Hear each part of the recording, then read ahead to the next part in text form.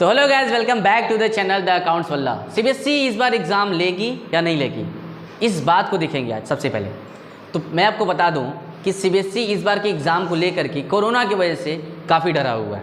बच्चे काफ़ी परेशान उसकी वजह से, क्या एग्ज़ाम होगा। कुछ लोग सोच रहे हैं एग्ज़ाम ना हो तो अच्छा है, कुछ लोग चाहते हैं कि एग्ज़ाम हो जाए तो अच्छा है।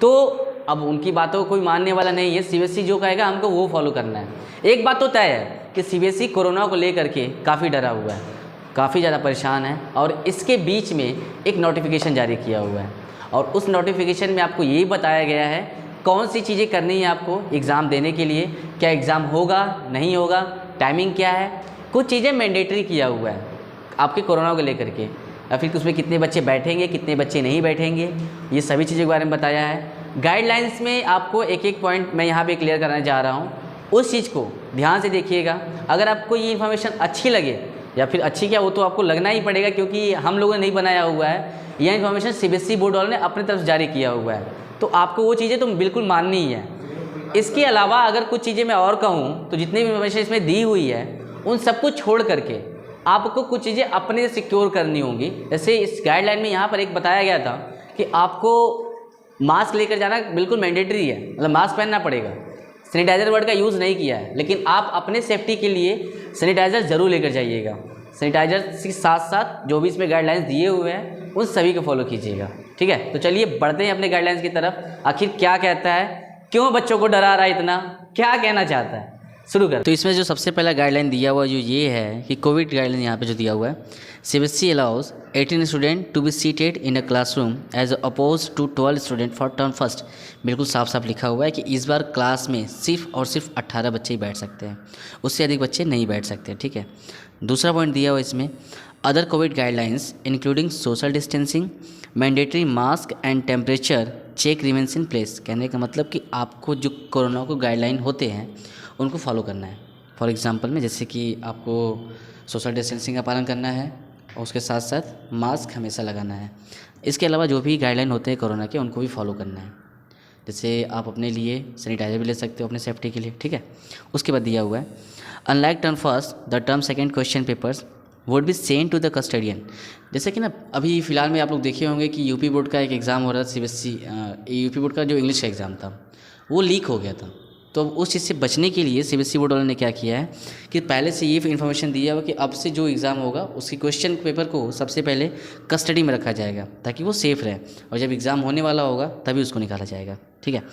उसके बाद दिया हुआ है, geo tagging of the confidential material is mandatory at every stage to ensure proper record of moment of the same. बिल्कुल सही बात है और ऐसे ही किया जाना है, ठीक है। 3 step verification process validation at this step has been mandated by the board to ensure smooth conduct of the examination. यानी कि आपका एग्जामिनेशन बोर्ड बिल्कुल स्मूथ चलता रहे, सब कुछ सही से हो जाए, इसके लिए इन सभी लोगों ने क्या किया है, कुछ चीज़ें बड़ा एक जो प्रोसेस होता है उसको फॉलो करेंगे अपने हिसाब से। The entire working of the examination center would be handled by the center's superintendent only। जो सेंटर सुपरिटेंडेंट होंगे उनके द्वारा ये क्या किया जाएगा, जो भी एग्जामिनेशन सेंटर होगा उसको हैंडल किया जाएगा, मैनेज किया जाएगा, बाकी अलग से ऐसा कुछ नहीं होने वाला है। तो ये सीबीएसई बोर्ड ने गाइडलाइन जारी किया हुआ है और यहाँ पे प्रॉपर वे में वही होगा जो कि इसने बताया हुआ है। ऐसा नहीं हो सकता कि अलग से कुछ भी ऐड हो जाएगा, ना ही ये फेक है, ओके।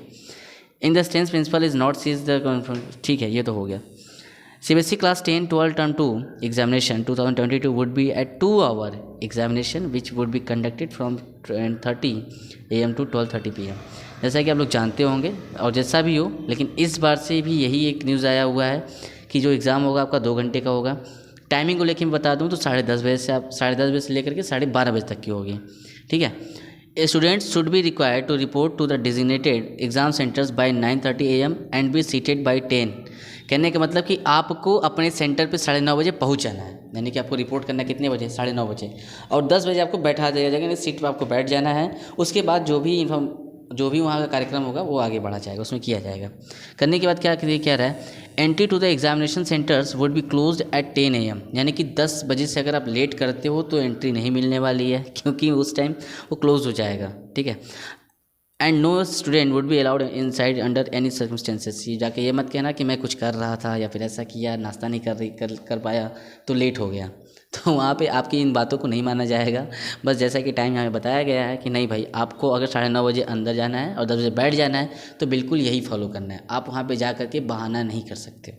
ओके, नेक्स्ट इसमें दिया हुआ है question paper and answer sheet would be distributed to the student at 10 AM। जैसा कि ऊपर बताया गया था ना कि 9:30 बजे आपको अंदर जाना है और 10 बजे बैठ जाना है, तो 10 बजे आपको क्वेश्चन पेपर मिल जाएगा, यानी कि बांट दिया जाएगा क्वेश्चन पेपर सभी स्टूडेंट को। They can fill the answer sheet carefully and also go through the question paper, यानी कि जो आपको क्वेश्चन पेपर दिया जाएगा उसको फिल करना है, जो भी आपका पेपर होगा। A reading time of 20 minutes is provided to the student as is customary for CBSE board. और पेपर अगर मिल जाता है आपको तो 20 मिनट आपको दिए जाते हैं उस क्वेश्चन पेपर को पढ़ने के लिए, अच्छे से देखने के लिए कि क्या है क्या नहीं है। ओके, और लास्ट जो दिया हुआ है, entrance to examination hall would be on the presentation of the CBSE roll number, admit card which are duly signed by the principal their respective schools as well as their own signature. Unsigned admit card are not accepted and the student may be barred from entry. कहने का मतलब कि आपको जो roll number मिला हुआ CBSE से आपको उसको लेकर के जाना है, या फिर रोल नंबर हो, एडमिट कार्ड हो, बिना दिखाए आपको एंट्री नहीं मिलेगी।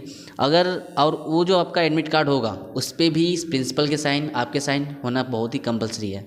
अगर साइन नहीं होता है तो उसको रद्द कर दिया जाएगा, आप एग्ज़ाम नहीं दे पाओगे, एग्ज़ाम से बाहर चले जाओगे। तो आई होप कि सभी को ये बातें समझ में आई होंगी, और जो भी चीज़ें अगर आपको कुछ पूछना हो तो नीचे कमेंट बॉक्स में आके कमेंट कर दीजिएगा, मैं आपको इन्फॉर्मेशन दे दूँगा। आज के लिए धन्यवाद।